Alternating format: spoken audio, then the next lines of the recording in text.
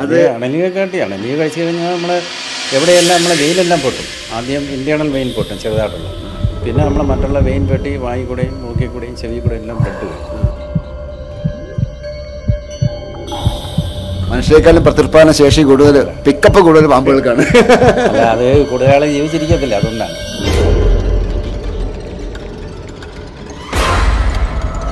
ഇരുമ്പോ പിച്ചാത്തി ഇതിൻ്റെ അടുത്തൂടെ പോകാൻ പാടില്ല. അടുത്തൂടെ പോയി കഴിഞ്ഞാൽ മരത്തിന് തണുത്തു പോകും. അത് സയൻറ്റിഫിക്കായിട്ട് പറയണമെന്നും പറയാം. ഈ നാളത്തിനകത്തിരിക്കുമ്പോൾ അമിതമായിട്ട് ചൂട് കൂടും. ചെറിയ മഴ പെയ്യുമ്പോൾ അതിന് വെളിയിലോട്ട് വരും. അപ്പോൾ റോട്ടിൽ വന്ന് ആർക്കെങ്കിലും ഒരു കടി എവിടെന്നെങ്കിലും കിട്ടിയിരിക്കും.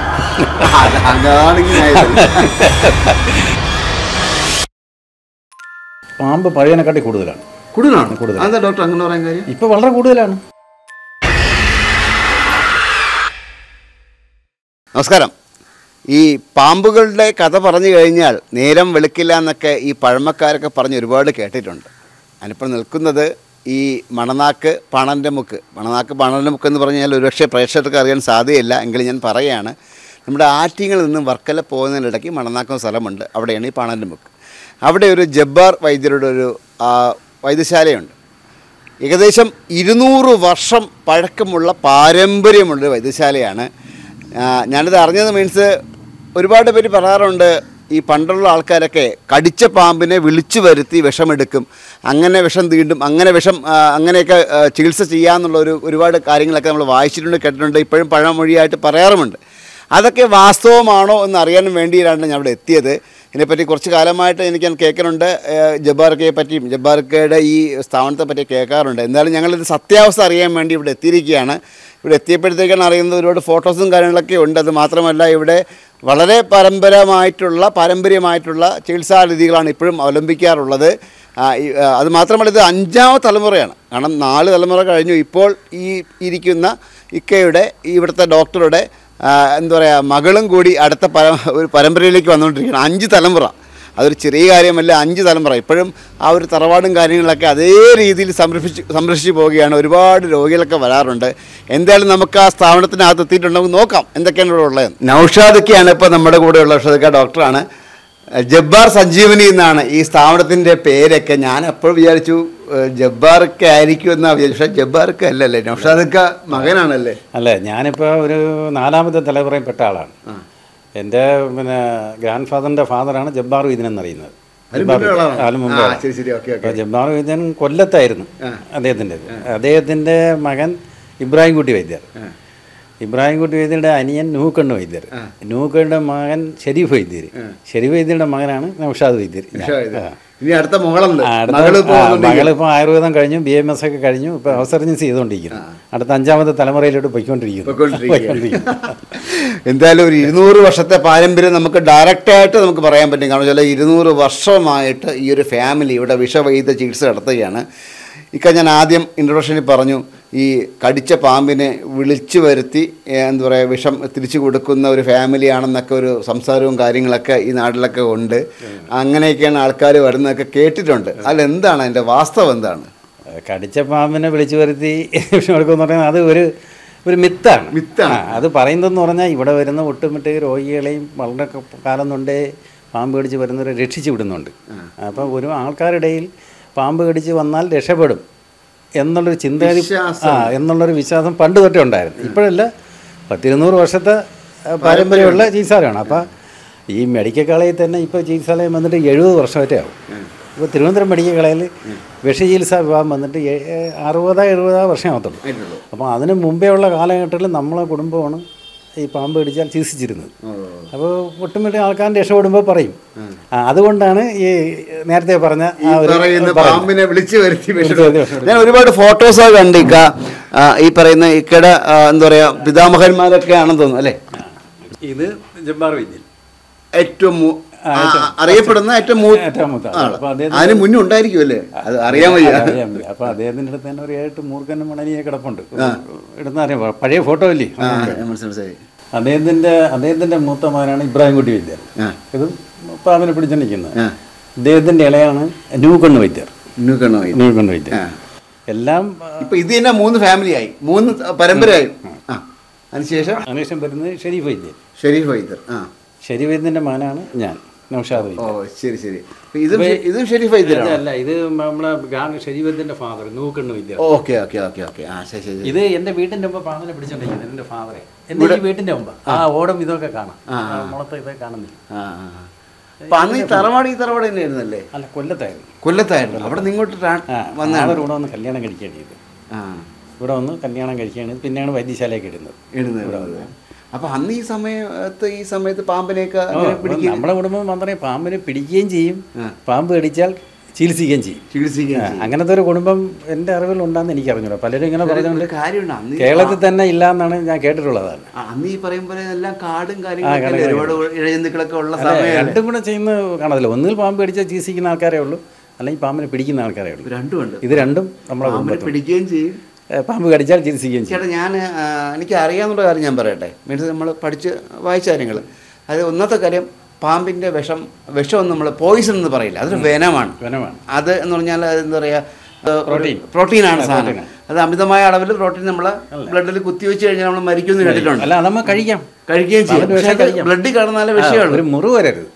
ഇന്നേഡിൽ കഴിച്ച് മുറിവ് വന്നാലാണ്, ഈ മുറിവിൽ കൂടി വന്നാലാണ് ഇത് പോയിസണായിട്ട് വിഷമായിട്ട് മാറുന്നത്. അല്ല, ഇപ്പോൾ പലപ്പോഴും പല ഡോക്ടേഴ്സും പറഞ്ഞത്, നിങ്ങൾ ഈ പറയും പോലെ പാരമ്പര്യ വൈദ്യങ്ങളുടെ അടുത്ത് നിന്ന് പോകരുത്. ഒരു പാമ്പ് കടിച്ചു കഴിഞ്ഞാൽ നിങ്ങൾ എത്രയും പെട്ടെന്ന് അടുത്തുള്ള ഈ വനം കിട്ടുന്ന ഒരു മീൻസ് ആൻറ്റി വനം കിട്ടുന്നൊരു. അല്ല, ഇപ്പോൾ കാര്യം എന്ന് പറഞ്ഞാൽ ഇപ്പോൾ കാലഘട്ടങ്ങളെല്ലാം മാറി. പണ്ട് ഇങ്ങനെ ട്രീറ്റ്മെൻറ്റ് ചെയ്തൊക്കെയാണ് ആൾക്കാർ രക്ഷപ്പെടുത്തുന്നത്. അന്ന് പറഞ്ഞാൽ പാമ്പ് കടിച്ച പാമ്പിൻ്റെ വിഷം മാത്രമേ ശരീരത്തിനകത്തുള്ളൂ. ഇന്നെന്ന് പറഞ്ഞാൽ കൊളസ്ട്രോൾ, BP, ഷുഗർ, തൈറോയിഡ്, അങ്ങനെ തുടങ്ങി ഒട്ടുമിക്ക അസുഖങ്ങളുണ്ട്. അപ്പോൾ അങ്ങനെ പാമ്പ് കടിച്ചുള്ള സീരിയസ് ആകുമ്പോൾ മെഡിക്കൽ ബോർഡ് തന്നെ രൂപീകരിക്കേണ്ടി വരും. അതുകൊണ്ടാണ് ഇന്നത്തെ ആൾക്കാർ അലോപ്പതിയിലോട്ട് പോകുന്നത്. അന്ന് അങ്ങനെയല്ലായിരുന്നു. അന്ന് പാമ്പ് കടിച്ചാൽ പാമ്പിൻ്റെ വിഷത്തിന് മാത്രം നമ്മൾ ചികിത്സിച്ചാൽ മതി, ബോഡി സ്ട്രോങ് ആയിരിക്കും. ഇന്ന് പാമ്പ് കടിച്ചാൽ ആദ്യം മറ്റൊന്നും ചികിത്സിക്കണം. BP ഉണ്ട്, കൊളസ്ട്രോൾ ഉണ്ട്, ഷുഗർ ഉണ്ട്, തൈറോയിഡ് ഉണ്ട്, ഇല്ലാത്ത അസുഖങ്ങൾ അത്രയുണ്ട്. ഇന്നത്തെ കാലഘട്ടത്തിൽ മനുഷ്യരുടെ കിഡ്നിയും ബാക്കി ലിവറൊക്കെ സ്ട്രോങ് ആയിരുന്നു. ഇപ്പൊ എല്ലാം വീക്കാണ്. അപ്പൊ അതിനോട് ട്രീറ്റ് ചെയ്താലേ പറ്റും. അപ്പൊ ഈ വെനം കയറുമ്പോഴത്തെ അതെല്ലാം വീക്കാവും. അതിനെ ഈ കൊറോണ ടൈമിൽ തന്നെ പാമ്പ് കടിച്ച് ആരും രക്ഷപ്പെട്ടിട്ടില്ല, എല്ലാവർക്കും മരണം സംഭവിച്ചിട്ടുണ്ട്. അതായത് ആൻറ്റിവെനം പോലും ശരീരത്ത് ശരിയാവത്തില്ല, സൈഡ് എഫക്റ്റ് ആയിട്ട് വരും കൊറോണ ടൈം. ഞാൻ ഇപ്പോഴും കണ്ടിട്ടുണ്ട് ചേട്ടാ, ഈ അണലിയെ കടിച്ചു കഴിഞ്ഞാൽ ഇതേപോലെ പിന്നെ വർഷാവർഷമൊക്കെ ഇങ്ങനെ തൊലികളായി ഞാൻ കണ്ടിട്ടുണ്ട്. അങ്ങനെ ആൾക്കാരെ കണ്ടിട്ടുണ്ട്. അത് പണ്ടൊന്നും ഈ വിഷയങ്ങളൊന്നും ഇല്ലായിരുന്നല്ലോ. എങ്ങനെ ഒരു പണ്ടും ഉണ്ടായിരുന്നു. നമ്മളെ ഈ അണലി സാധാരണ നമ്മൾ അണലി കടിച്ചു കഴിഞ്ഞാൽ നമ്മൾ ആദ്യമേ എന്ന് പറഞ്ഞാൽ ഫസ്റ്റ് എയ്ഡായിട്ട് മരുന്ന് കൊടുത്തിട്ട് സീരിയസ് ആണെങ്കിൽ പേഷ്യൻറ്റിനെ മെഡിക്കലിൽ റെഫർ ചെയ്യും. ഒരുപാട് പേരെ കൊണ്ട് പോയിട്ടുണ്ട്. അപ്പോൾ ഈ കടിച്ച ഭാഗം ഇന്നത്തെ മോഡേൺ സയൻസിലെന്ന് പറഞ്ഞാൽ അണലി കടിച്ച ഭാഗം സർജറി മാത്രമേ ഉള്ളൂ. മോഡേൺ സയൻസിൽ ഇന്നത്തെ കാലഘട്ടത്തിൽ സർജറി ചെയ്ത് കഴിഞ്ഞാൽ അത് ഉണങ്ങത്തില്ല. ഒരു 10 പേരെ എടുത്താൽ 9 പേർക്കും ഉണങ്ങത്തില്ല. പിന്നെ ആ മാംസം അവിടെ പൊടിഞ്ഞ് ഇങ്ങനെ വന്നുകൊണ്ടിരിക്കും. എന്ത് മരുന്ന് ചെയ്താൽ എന്ന് വെച്ചാൽ അത്രയും പോയിസൺ ആ ഭാഗത്ത് നിൽക്കും, അവിടെ നിന്ന് മാറത്തില്ല, മാംസം പൊടിഞ്ഞുകൊണ്ടിരിക്കും. അപ്പോൾ അതിന് സർജറി ചെയ്യാതെ ഇവിടെ വരികയാണെങ്കിൽ അത് ക്യൂറായിട്ടുള്ള മരുന്ന് ഇവിടെയുണ്ട്. അങ്ങനെ ചെയ്തിട്ടുണ്ട്, ഒരുപാട് അനുഭവങ്ങളുണ്ട്. അപ്പോൾ ഇങ്ങനെയുള്ള ചർമ്മത്തിൽ വരുന്ന വിഷയങ്ങൾ ചെയ്യുന്നുണ്ട്. ഈ ത്വക്ക് രോഗങ്ങളാണല്ലോ ഇവിടെ കൂടുതലായിട്ട് വരുന്നത്. വിഷചികിത്സയിൽ ത്വക്ക് രോഗങ്ങൾക്കുള്ള ഇതാണ് കൂടുതലായിട്ട് വരുന്നത്. അപ്പോൾ അടുത്തൊരു ഡോക്ടറേറ്റ് എടുത്തതും അത് വിഷചികിത്സയിൽ ത്വക്ക് രോഗങ്ങളുടെ പങ്കിനെക്കുറിച്ചുള്ള റിസർച്ചിലാണ്. വിഷചികിത്സയിൽ ത്വക്ക് രോഗങ്ങളെക്കുറിച്ചുള്ള പങ്കിനാണ്. അപ്പോൾ വിഷചികിത്സ എന്ന് പറയുമ്പോൾ ഇപ്പോൾ ചിലന്തി അടിക്കാം, പല്ലി അടിക്കാം, എലി അടിക്കാം, പഴുതാര അടിക്കാം, അങ്ങനെ ഒരുപാട് ജീവികളുണ്ടല്ലോ. അപ്പോൾ അത് ത്വക്ക് രോഗങ്ങൾക്ക് എന്തെല്ലാം ഉണ്ടാക്കുന്നു എന്നുള്ള റിസർച്ചായിരുന്നു. അപ്പോൾ അതിന് ഡോക്ടറേറ്റ് കിട്ടിയപ്പോൾ ചേട്ടാ ഞാൻ ചോദിക്കട്ടെ, ഈ പണ്ട് കാലത്ത് ഈ പറയുന്ന ആൻറ്റിവനം ഒന്നും ഇല്ലായിരുന്നു. ആൻറ്റിവനമോ ഇങ്ങനെയുള്ള ചികിത്സ ഇതും കണ്ടുപിടിച്ചിട്ടില്ലായിരുന്നു. ആ സമയത്ത് ചേട്ടൻ്റെ ഇക്കയുടെ പിതാമഹന്മാർ എങ്ങനെയായിരുന്നു ഇതിൻ്റെ എന്ത് മരുന്നൊക്കെയാണ് കൊടുത്തുകൊണ്ടിരുന്നത് പറയാൻ പറ്റുമോ? അത് വരുന്നതെന്ന് പറഞ്ഞാൽ ഇപ്പോൾ പേഷ്യൻറ്റ് കൊണ്ടുവരുമ്പോഴത്തേക്കും ആദ്യം അവർ മൂത്രം എടുത്താണ് നോക്കുന്നത്. മൂത്രത്തിനകത്ത് വേറൊരു മരുന്ന് ചേർത്ത് നമ്മൾ സ്വന്തമായിട്ട് എടുക്കണം. സ്വന്തമായിട്ട് എടുത്ത് സ്വന്തമായിട്ട് നോക്കി അതിലുള്ള വ്യത്യാസം കണ്ടിട്ടാണ് മരുന്ന് ചെയ്യുന്നത്. അന്ന് ഞാനൊരു കുട്ടികളെ കണ്ടിട്ടെന്ന് പറഞ്ഞാൽ ഈ പതപ്പ് കീറിയിട്ട് പതപ്പിനകത്ത് ഒരു പച്ചില മരുന്ന് വെച്ച് ഇവിടെ വെച്ച് കെട്ടും ഫസ്റ്റായിട്ട്. പിന്നെ കൈക്കകത്ത് വേറെ പച്ചില മരുന്ന് തേക്കും, കാലിൻ്റെ അകത്ത് വേറെ പച്ചില മരുന്ന് തേക്കും. ഇത്രയായി. പിന്നെ സർവാംഗം മരുന്നിട്ട് പൂശും. അതെന്ന് പറഞ്ഞാൽ 3 ദിവസം കണ്ടിന്യൂസ് ആയിട്ടാണ് ചേർത്തുകൊണ്ട് ചെയ്യണം. 1-2 മണിക്കൂർ കൊണ്ട് ചെയ്യണം. എൻ്റെ ഫാദറൊക്കെ 3 ദിവസം ഉറക്കമൊഴിഞ്ഞ് ചെയ്തുകൊണ്ടിരിക്കുന്ന കുട്ടികളെ ഞാൻ കണ്ടുകൊണ്ട് ഇത്രയും ചെയ്തിട്ട് നസ്യം ചെയ്യും, മൂക്കിനകത്ത് വേറെ സൈസ് മരുന്ന് കയറ്റും. ഇത്രയും ചെയ്തുകൊണ്ട് ഇങ്ങനെ കണ്ടിന്യൂസ് ഇരിക്കും. അപ്പോൾ എന്നിട്ട് അവർ കൂടെ 1 മണിക്കൂർ 2 മണിക്കൂർ മൂത്രം എടുത്ത് നോക്കും. എന്തേരം നമ്മൾ തന്നെ ട്യൂബ് അടിച്ച് വെച്ചിട്ട് അതിനകത്ത് മൂത്രം ആളുടെ എടുത്തിട്ട് വേറെ എന്തെങ്കിലും മരുന്ന് എടുത്ത് നോക്കുമ്പോൾ ഇതിൻ്റെ ഇത് കണ്ടുപിടിക്കാൻ പറ്റും.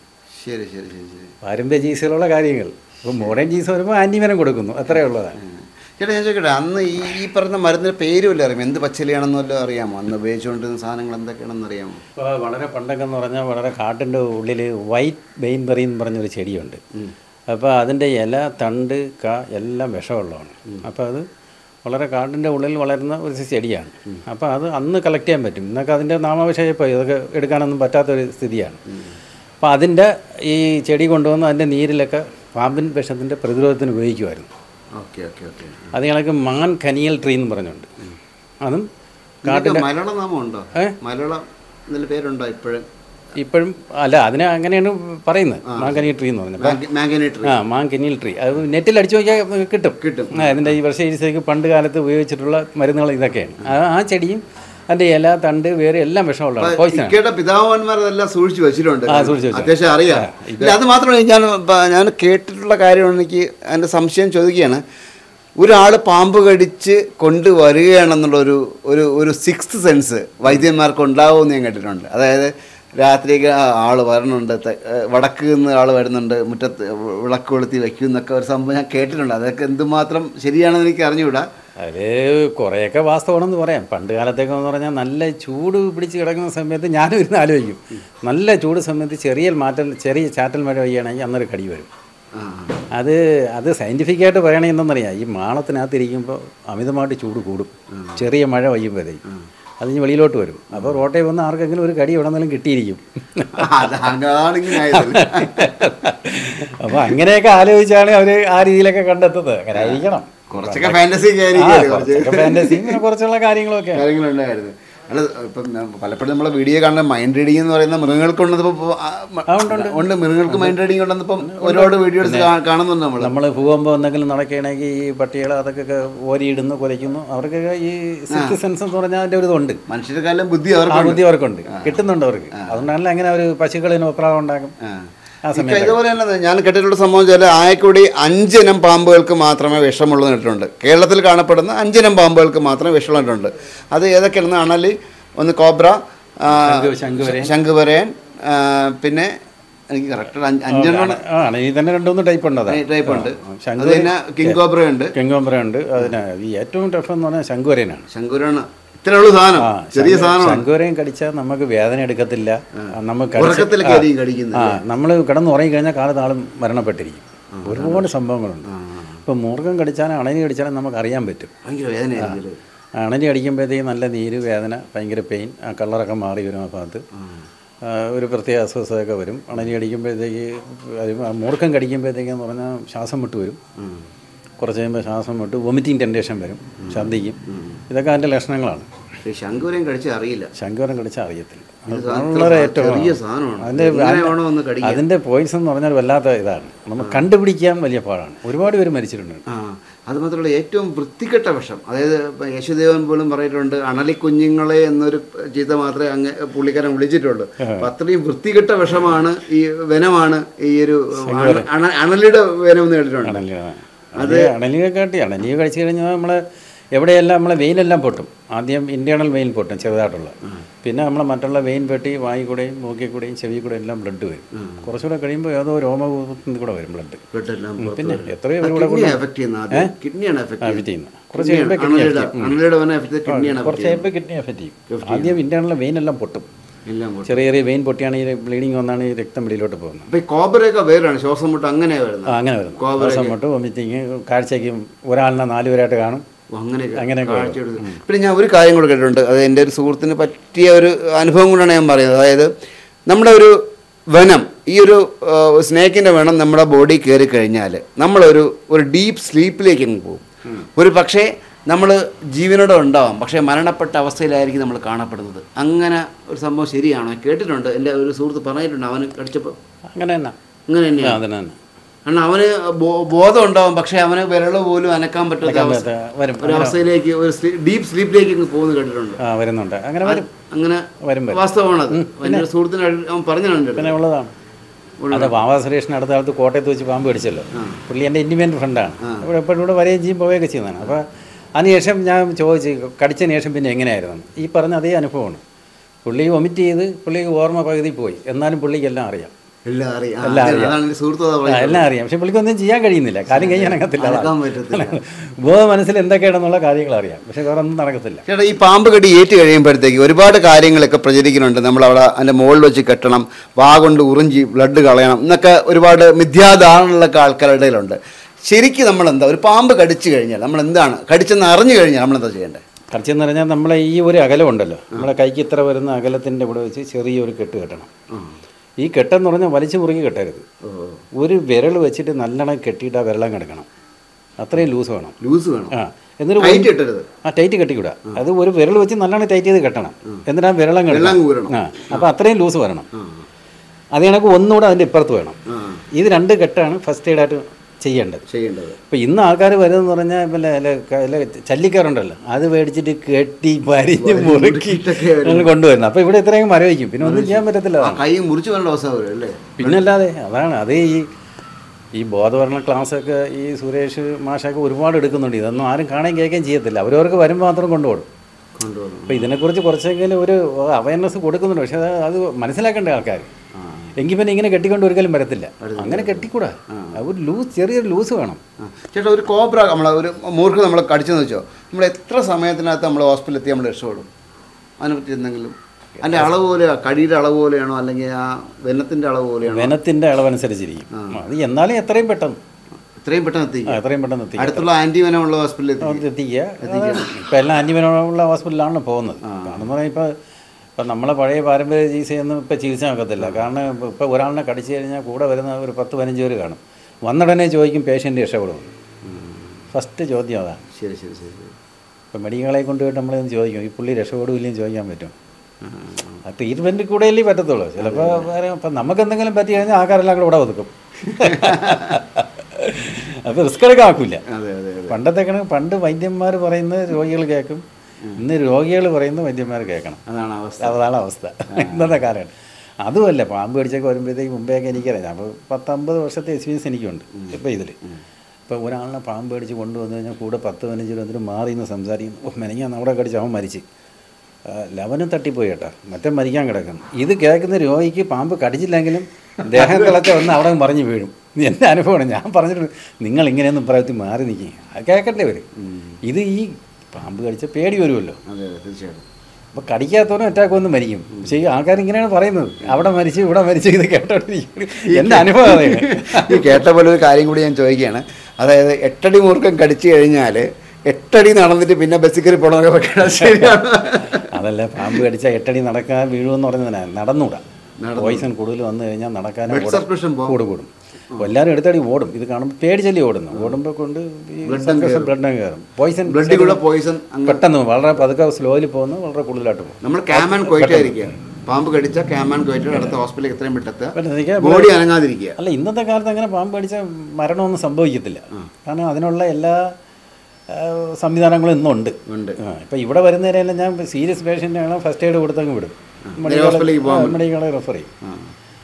പിന്നെയൊക്കെ ഞാൻ നേരത്തെ പറഞ്ഞ ഈ അണലിയുടെ കേസ് തന്നെ നമ്മളെ പക്കത്തുള്ള ഒരു അഡ്വക്കേറ്റ് അതിലെന്ന് പറയും, ആറ്റിങ്ങിൽ വർക്ക് ചെയ്യുന്ന പുള്ളിയാണ്. അഡ്വക്കേറ്റ് അതിൽ നല്ല പ്രാക്ടീസ് ചെയ്യുന്ന അഡ്വക്കേറ്റാണ് പുള്ളി. കണക്ക് പക്കത്ത് നമ്മളെ ആ രവിയേക്കറിനോട് വെച്ച് അണലി കഴിച്ച് പുള്ളി ഓടാൻ ഇവിടെ വന്നു.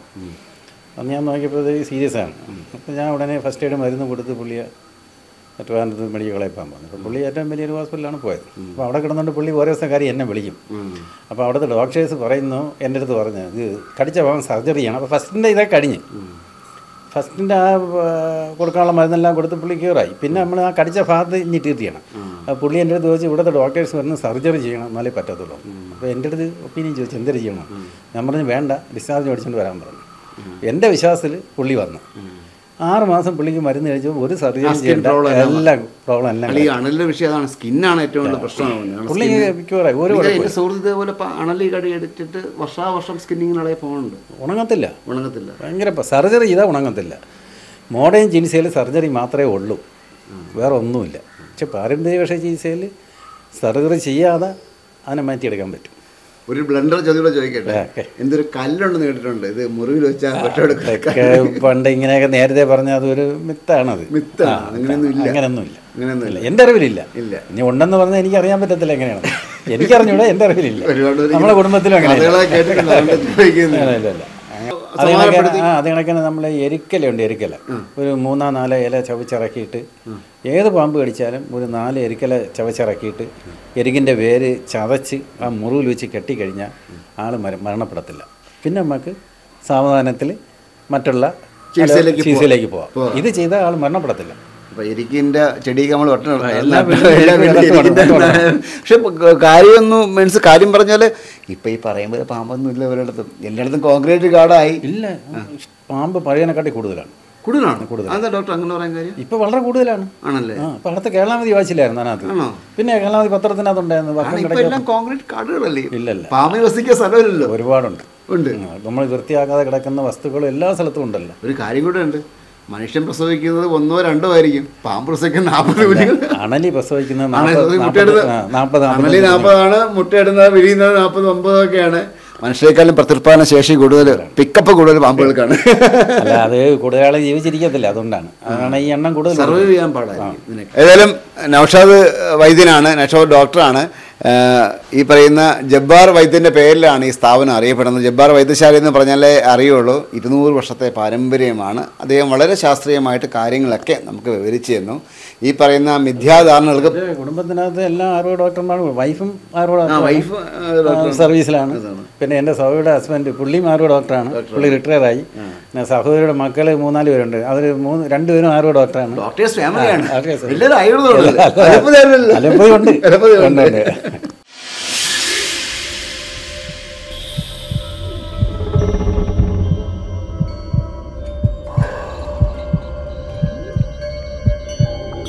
നമ്മൾ സോറിയാസിസ് എന്ന് പറഞ്ഞ സ്കിൻ ഡിസീസാണ്. അതിനുപയോഗിക്കുന്ന ഏറ്റവും നല്ല ഏതാണ്? ദന്തപാല. ഇത് ട്രേഡ് സീക്രട്ടാണ്, എന്നാലും പറയാണ്, ഇത് ചോദിച്ചോണ്ട് പറയണേ. ഇതിൻ്റെ ഇല നമ്മൾ പിന്നെ ഇതെരിക്ക് ഇത് ഇരുമ്പോ പിച്ചാത്തി ഇതിൻ്റെ അടുത്തൂടെ പോകാൻ പാടില്ല. അടുത്തൂടെ പോയി കഴിഞ്ഞാൽ മരത്തിന് തണുത്ത് പോകും. അപ്പോൾ നമ്മൾ പിച്ചാത്തി കൊണ്ടുപോലും ഇത് ഇല മുറിക്കാൻ പാടില്ല, കമ്പ് വെട്ടാൻ പാടില്ല. ഇതിൻ്റെ ഇല നമ്മൾ കൈ കൊണ്ട് പിച്ച് വെളിച്ചെണ്ണ എടുത്തിട്ട് അതിനകത്തിട്ട് 7 ദിവസം ഡയറക്റ്റ് വെയിലല്ല, വെയിലിൻ്റെ ഷെയ്ഡ് വെച്ചിട്ട് ഒരാഴ്ച കഴിച്ചിട്ട് ഇട്ട് കഴിഞ്ഞാൽ സോറിയാസിന് വളരെ ശമനം ഉണ്ടാകും. ആരും ട്രേഡ് സീക്രട്ട് പറയില്ല, ഇത് പറഞ്ഞാൽ പിന്നെ അത് നമ്മൾ കണ്ട എരിക്ക്. മറ്റേ മരം ലക്ഷ്മി തരൂ ക്യാൻസർ ആണല്ലോ. ഈ ക്യാൻസറിന് ഡോക്ടേഴ്സിന് പറയുന്നുണ്ട്. ഇതെന്ന് പറഞ്ഞാൽ ഇതിൻ്റെ ഇലയിട്ട് വെള്ളം തിളപ്പിച്ച് കുടിക്കണം. ഈ ദന്തപാലയുടെ അല്ല, പിന്നെ ലക്ഷ്മി തരുണ്ട്, അത് ക്യാൻസറിനെ പറ്റി മരുന്നാണ്. ഇത് സോറിയാസിന് പറ്റിയ സാധനം. ഇതിന്റെ പേര് ദന്തപാല, മറ്റേത് എരിക്ക്, മറ്റേ വിഷത്തിനുള്ള സാധനം. ഇതെന്ന് പറഞ്ഞാൽ ഗാർലിക് പ്ലാന്റ് എന്ന് പറഞ്ഞുള്ള ചെടിയാണ്. ഇതിന്റെ പേര് ഗാർലിക് പ്ലാന്റ്. ഇത് വെളുത്തുള്ളി. ഇതിന്റെ സ്മെൽ നമ്മളിങ്ങനെ ചതച്ചിട്ട് നോക്കിയാൽ അത് വെളുത്തുള്ളിയുടെ സ്മെല്ലായിരുന്നു. അപ്പോൾ ഇതിൻ്റെ അടുത്ത് സാധാരണ പാമ്പൊക്കെ വന്ന് കിടക്കാൻ ബുദ്ധിമുട്ടാണ്. വീട്ടിൽ വളർത്തിയ പാമ്പ് വരത്തില്ല, പാമ്പ് അങ്ങനെ പെട്ടെന്ന് വരത്തില്ല. ഇതിന്റെ പേര് ഗാർലിക് പ്ലാന്റ്. ഇത് ഇന്ത്യൻ അത് തന്നെ. നമ്മൾ ഇവിടെ കിട്ടും, പാലോട്ടല്ല, ബൊട്ടാണിക് ഗാർഡനല്ല, അവിടെ നിന്നാണ് ഞാൻ മേടിച്ചിട്ടുള്ളത്. ആണല്ലേ? അവിടെ ഒരുപാട് ചെടികൾ മരുന്ന്. വെളുത്തുള്ളി തന്നെ. ഇതിലെ ഈ കാറ്റടിക്കുമ്പോഴും വെളുത്തുള്ളിയുടെ സ്മെല്ല് ഇങ്ങനെ ചികിത്സയ്ക്ക് ഉപയോഗിക്കാൻ പറ്റും. ഇത് ചികിത്സയ്ക്ക് ഉപയോഗിക്കത്തില്ല. ഇത് നട്ട് കഴിഞ്ഞാൽ പാമ്പ് വരത്തില്ല. ഇത് പെട്ടെന്നൊന്നും വരത്തില്ല. അതിനെ കവർ ചെയ്ത് പോകുന്നുണ്ട്, പെട്ടെന്നൊന്നും അങ്ങനെ. ഇത് ഭയങ്കര അത്ഭുതമായി പോയിട്ടോ. ഈ സാധനം കറക്റ്റ് വെളുത്തുള്ളൊരു മണം. അത് ഗാർലിക് പ്ലാന്റ്. ഒരുപാട് ചെടികൾ ഇങ്ങനെ ഉണ്ട് ഇവിടെ. സമയക്കുറവുമാണ്, വേറെ ദിവസം എല്ലാ ചെടികളെയും പരിചയപ്പെടുത്താം. അതാണ്. എന്തായാലും നമ്മുടെ സമയക്കുറവ് മൂലമാണ്. പിന്നെ വളരെ വിലപ്പെട്ട ഒരു ഇൻഫർമേഷനാണ് ഇപ്പോൾ ഞങ്ങൾ വിസ്മയ ന്യൂസ് പ്രേക്ഷകർക്ക് വേണ്ടി പാസ് ചെയ്തിരിക്കുന്നത്. കാരണം ഇങ്ങനെ ഒരു സ്ഥാപനവും ഇക്കയും ഇങ്ങനെയൊരു ചികിത്സാ സമ്പ്രദായവും ഒക്കെ ഈ നാട്ടിലുണ്ടായിരുന്നു, ഇപ്പോഴും ഉണ്ട്. പക്ഷേ ഇപ്പോൾ നിങ്ങൾ ആദ്യം പറയും പോലെ ഈ ജീവിതശൈലി രോഗങ്ങളുള്ളത് കൊണ്ട് ഒരു പക്ഷേ പെട്ടെന്ന് എഫക്റ്റ് ചെയ്യണമെങ്കിൽ നമുക്ക് അലോപ്പതി ഫസ്റ്റ് എയ്ഡ് കൊടുത്ത് വിടാനേ പറ്റില്ല. അപ്പോൾ എന്നോട് ഇവിടെ അടുത്തൊരു സുഹൃത്ത് പറഞ്ഞായിരുന്നു, അതായത് ഇവിടെ വന്നു കഴിഞ്ഞാൽ പാമ്പടിയിട്ട് രോഗി മരിക്കില്ല, എന്നാലും ഫസ്റ്റ് എയ്ഡ് കൊടുത്ത് വിടും, മരിക്കില്ല എന്ന് ഉറപ്പുണ്ട്. അതുകൊണ്ട് എരിക്കിൻ്റെ സംഭവം അല്ലേ, അതും നമ്മൾ വേരും എല്ലാം കൂടെ വെച്ച് കൊടുത്തു കഴിഞ്ഞാൽ ഒരിക്കലും മരിക്കില്ല. ആ ഒരു വിഷത്തിൻ്റെ കാഠിന്യം കുറയും. ഏതായാലും ഇത്രയും നല്ലൊരു ഇൻഫർമേഷൻ എൻ്റെ പ്രിയപ്പെട്ട പ്രേക്ഷകർക്ക് വേണ്ടി പാസ് ചെയ്യാൻ കഴിഞ്ഞാൽ ഞാൻ ചാരിതാർത്ഥ്യനാണ്. ഒപ്പം നമ്മുടെ നൗഷാദ് വൈദ്യനെ പരിചയപ്പെടുത്താൻ കഴിഞ്ഞാലും ചാരിതാർത്ഥ്യമുണ്ട്. വിസ്മയത്തിന് വേണ്ടി ക്യാമറമാൻ റജിനൊപ്പം ശ്രീതമായ സൈനിങ് ഓഫ്.